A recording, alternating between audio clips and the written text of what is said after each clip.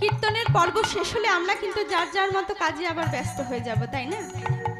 তাই এত সুন্দর একটা সমাবেশ যখন তৈরি হয়েছে, আসুন না এই শেষের লগ্নে একটু হরিনাম সংকীর্তন করি সকলে মিলে।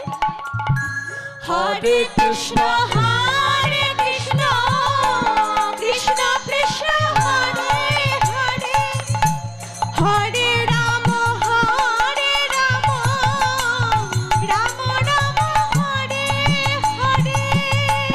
হরে কৃষ্ণ হরে কৃষ্ণ কৃষ্ণ কৃষ্ণ হরে হরে, হরে রাম